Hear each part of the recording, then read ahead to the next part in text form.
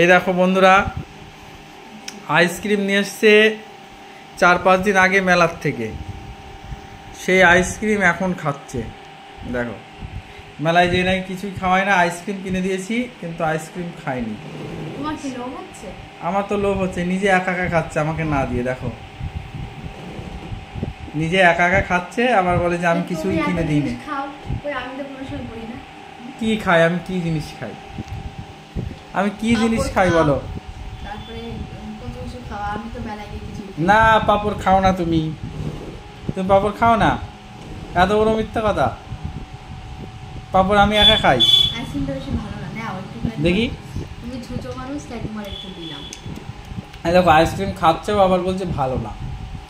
খাচ্ছে আবার বলে ভালো না। ফ্রিজ বন্ধ করে রেখেছিলে?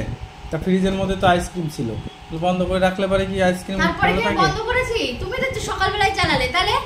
আরে আমি তো চালিয়েছি, কিন্তু তার আগে তো ওর মধ্যে আইসক্রিম ছিল। তুমি বন্ধ করেছো কেন ফ্রিজ?